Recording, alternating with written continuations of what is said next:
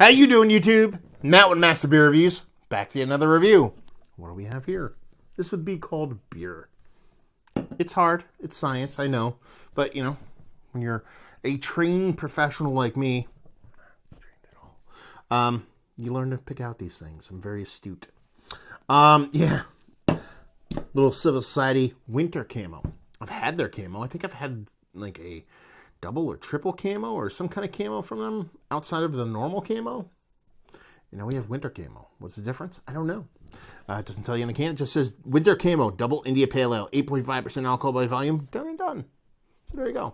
Beer comes courtesy of Ralph. Thank you very much, Ralph. Label-wise, it's exactly like their camo, except it's white. It's winter camo. It's white camo instead of green camo. But they don't call green camo. They call it camo.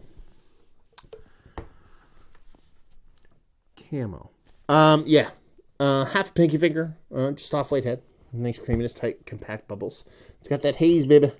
Big, deep, rich, dark orange core with a lighter outside. There you go. Looks like a hazy IPA. Let's see what she smells like. Melon rindiness and green. It's a very similar nose to a lot of these kind of hazy IPAs that I get from Civil Society. It's just a kind of melon with a bit of citrus, kind of rindy nose, very soft, nothing too crazy. With that kind of rindiness, melon rindiness, a little bit of green bitterness, nothing else going in there, nothing too sweet. And that's it. It's not a bad nose, just nothing out of the ordinary when it comes to these big hazy IPAs. Let's dive in. Cheers.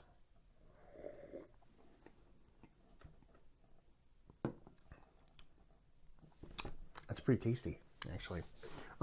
Yeah. There's an added sweetness to it, beyond what I thought there'd be based off of the nose. And it balances off with that kind of bittering pretty damn well. That icky, sticky, tomato stocky weed thing is going on here with the green. It's not like lawnmower green, not walking by a fresh cut clippings kind of green. It's fucking dirty. Like you just ground up a bunch of tomato stalks along with some pulling weeds, along with some smoking weeds. It's very aggressive, kind of dirty, filthy, in a good way, kind of dankiness.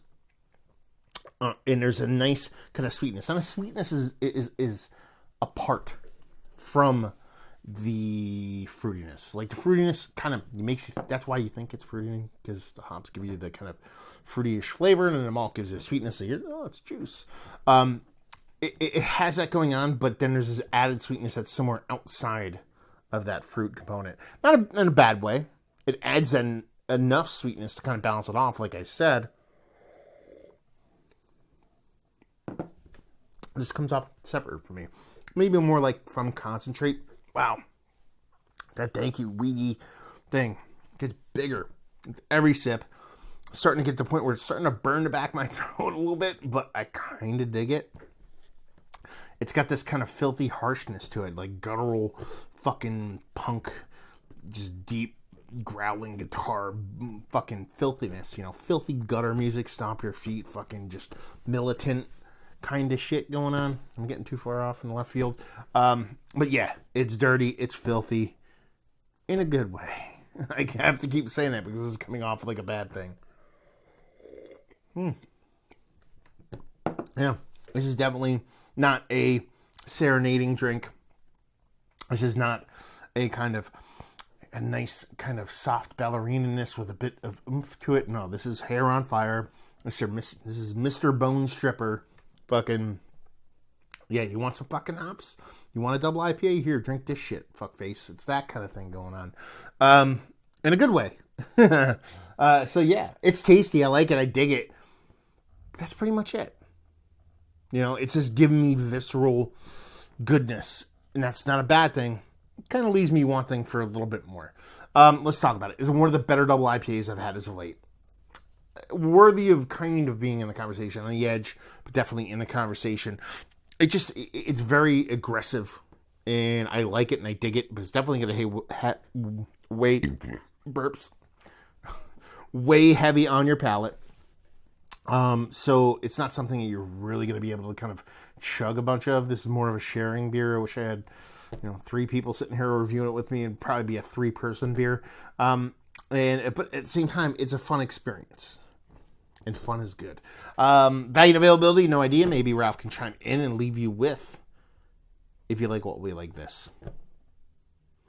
If you like just hair on fire hops, man, it's kind of giving you that icky, sticky, weedy thing, the danky, fucking tomato stocky, green, vegetal filthiness. If you like those kind of things, you're going to get it in here. Sure, there's enough sweetness to not balance it off, but enough to keep it in check to where it doesn't get too fucking wild, while at the same time, get that little burn in the back in a good way, I think. So it's definitely an aggressive beer. An aggressive, fun beer. That doesn't suck. So there you go. Another review in the books down there if you want to talk about it. If you want to check me out on the social media, go into Google, type in Massive Beers. If you want to check me out doing the podcasting I do, brewer interviews, all that fun stuff, go into the Google and type in Beer Massive, Massif, or just your favorite podcasting app. Find me there. And hopefully you guys enjoyed the review. Hopefully enjoying a nice, hazy, sticky, icky, danky, filthy IPA right now. And hopefully see you next time. Cheers.